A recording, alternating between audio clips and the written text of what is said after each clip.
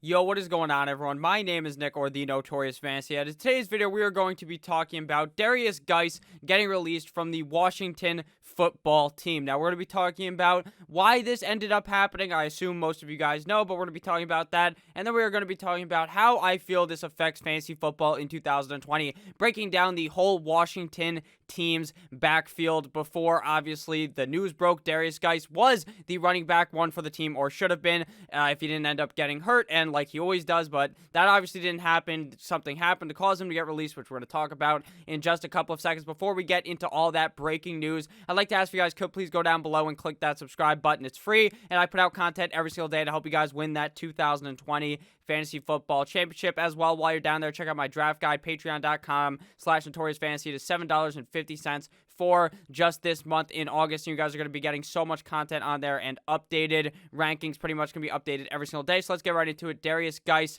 released news. So you might be wondering, Nick, why did Derrius Guice get released? Well, it's pretty simple, and it's actually something that's terrible. I want to actually bring notice to this because I want you guys to understand that this is something that is just something you cannot be doing. I honestly do not think Derrius Guice will get another chance in the NFL after this news. Derrius Guice faces 1 count of strangulation, which is a felony, 3 counts of assault and battery, at 1 court of destruction of property per Loudon, which is kind of like London County Sheriff's Office. He turned himself into the authorities this afternoon.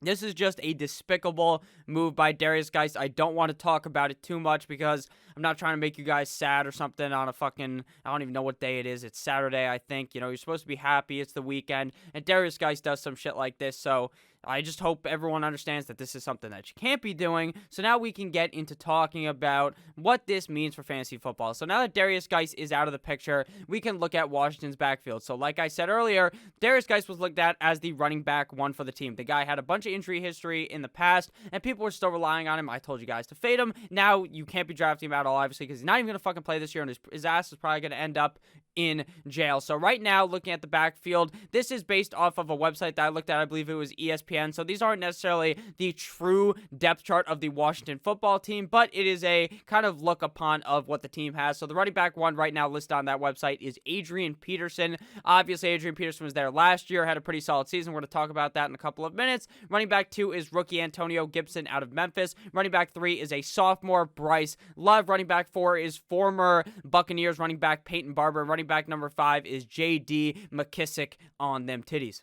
So to me, there's a clear 1-2 type of punch on this team, and that's Adrian Peterson and Antonio Gibson. I think both of these guys are going to be seeing touches on the team, but who do I think will actually be the back for the team and the back that you guys are going to want to draft in 2020? First, we're going to look at the running back one listed on the website, and that is Mr. Adrian Peterson. As you guys know, Adrian Peterson is that crazy motherfucker who on Minnesota literally busted the world on fire. He set the world ablaze after he tears his ACL and comes back and puts up one of the best running back seasons I, with my own eyes, have ever seen. So Adrian Peterson, FFPC ADP right now, 236.7. That's before all this news broke. Now I assume he's going to get drafted inside of like the top 12 rounds of your fantasy football draft. He's obviously on the Washington football team because they have yet to have a name, and they're obviously the breakdown of this team because Derrius Guice was formerly on the Washington team. 6'1", 217 pounds. This man is old as fuck. He takes his walker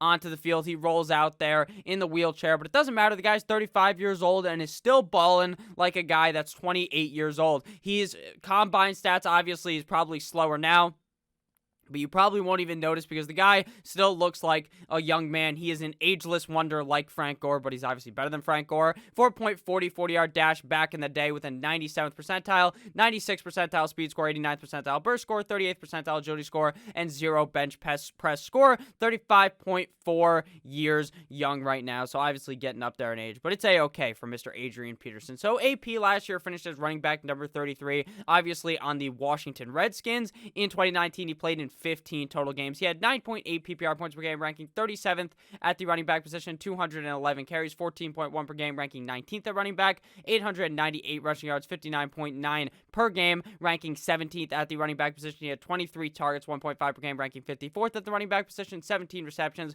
1.1 per game, ranking 51st at running back. Now, I know these receiving stats might scare you. 142 receiving yards, 9.5 per game, ranking 53rd at running back. And I do think that Adrian Peterson's receiving upside, not upside really, because his upside is very high because he's a good pass-catching running back, but his uptick in passes, I believe, is going to be higher this season when compared to last. Red zone touches were 26, 1.7 per game, ranked 30th at running back, and total touchdowns were 5th, ranked 34th at running back. So to me, if this Washington team really does look better than I think that they will, obviously their defense is absolute dick cheese and is just going to get absolutely plowed over by the offense of any team going ahead to face them. The local JV team would probably pop a squat and shit on their chest. So I think that his touchdown upside will go up though, because I think the offense is just going to be flowing much better, obviously with the second year under Mr. Dwayne Haskins. Now, interesting enough, if we actually look at Adrian Peterson's splits in game with Mr. Derrius Guice versus without Derrius Guice, we actually see that the difference is so minimal, and he actually plays slightly better in half PPR with Derrius Guice and slightly better in full PPR without Derrius Guice. So there's not too much of a distinction between when Derrius Guice is on the field versus when Adrian Peterson is on the field by himself. Obviously, there's kind of a committee there, but he's still getting a lot of touches regardless, so that makes it even more confusing because you would probably think that when Derrius Guice was out, Adrian Peterson was balling, but he was playing exactly the same in those games. So 4 games in split with Derrius Guice versus 11 out of split without Derrius Guice. So without Derrius Guice, he was averaging 9.42 half PPR points per game versus 9.72 with Derrius Guice. His PPR output was 10.05 without Guice and 10.1 with Derrius Guice. His receiving, receptions, and target total were about the same, just slightly increased. 1.73 targets per game without Guice versus 1 with. 1.27 receptions versus 0.75 without Derrius Guice. He had 0 receiving touchdowns all season long and just a couple of receiving yards every game, just increasing by 4 without Derrius Guice. Now, if we're looking at his rushing attempts, they went up by 1.45 without Derrius Guice as well, but his touchdown total actually ended up going down, but his yardage was going up. So the stats are pretty much identical with or without Mr. Guice, so I don't think that we actually really need to go super in depth with these stats, but I just wanted to talk about them since I found it to be interesting. So the next running back to talk about here is obviously rookie phenom, the people that everyone is probably going to jump to, and that is Mr. Antonio Gibson, FFPC, ADP 137.52, so probably before this news happened, Antonio Gibson was going 100 fucking spots earlier than Adrian Peterson, a third-round pick out of Memphis out of this draft, 22.1 years old, 6 feet tall, 228 pounds. This man was an absolute beauty at the NFL Combine this season, running a 4.39 40-yard dash. You heard that correct. This dude is absolutely fast as fuck. He's got the NASCAR cleats on or something. The guy is just absolute speed. 98th percentile 40-yard dash, 99th percentile speed score, 48th percentile burst score, 0 agility score, and a 20th percentile bench press for Mr. Antonio Gibson. Best comparable player, my boy, Joseph Mixon. So Antonio Gibson's season, obviously last season, was not in the NFL since he's a rookie this year. It was at Memphis. He played in 14 total games and only had 33 rushing yards, which equated to him getting 360 fucking rushing yards. How does that even happen? The guy's barely touching the ball in the rushing game, and he's just absolutely plowing defenses. He's engraving his fucking initials on these guys' cheeks as he's running past them. 11.2 yards per carry, 99th percentile in all of college at the running back position. This guy is a goddamn beast. You just got to give him the ball. The real question is, will the Washington football team give him the ball? 12 total touchdowns, 56 total targets, 38 receptions, 745 receiving yards. So this guy can also do it with his hands, which does in turn kind of scare me for Adrian Peterson. I think Adrian Peterson will be more involved in the passing game than he was last season, but Antonio Gibson will clearly be the benefactor of that, considering this guy has sticky hands, and he had a 12.7% target share in that Memphis offense, which is pretty good for a running back. This situation, to me, is the biggest fucking toss-up ever, if I'm being completely honest with you. With Adrian Peterson, you're getting this old bastard who's just going to roll out there, probably get over 1,000 yards, probably score a bunch of touchdowns and be pretty good. Or you take the young gun in Antonio Gibson, more of the unknown, and hope and pray to the fantasy football gods that this guy is the guy. So who am I going to be drafting? Likely, I would actually advise you to, if you're playing multiple different leagues, to draft both of them. Get AP in one league. Get Antonio Gibson in another league. But I'm probably going to go ahead and stamp my stamp of approval on Antonio Gibson. I have a lot of shares of Adrian Peterson actually in drafters on drafters.com drafts, the best ball drafts. I have so many shares of them because I thought Derrius Guice would end up getting hurt. I didn't think that something terrible like this would happen.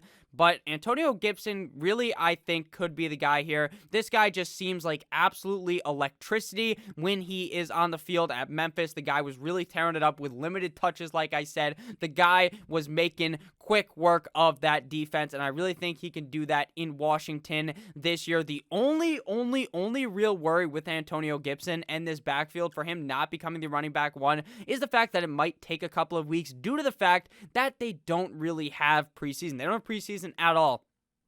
His first NFL game, typically, most guys, they get in, maybe they play a couple snaps to the first week, they're playing a bit in the first week, some in the second week, third, fourth week of preseason. Antonio Gibson just gets smacked right into real NFL action, the real NFL. You know how there's that video on YouTube, it's probably called Welcome to the NFL moments, where guys just get the fucking shit knocked out of them, and the coach is like, welcome to the NFL. That's what's going to happen to Antonio Gibson, like week one. The guy is just going to get his brakes blown out, but I think that Antonio Gibson could emerge past Mr. Adrian Peterson a couple weeks into the season, and maybe, just maybe, in this limited type of training camp action that we're seeing now, Antonio Gibson can impress Riverboat Ron enough to become that starting guy there, considering Riverboat Ron actually ended up drafting him this year, considering he was the coach during the NFL draft. So let me know what you guys think about this Antonio Gibson versus Adrian Peterson situation.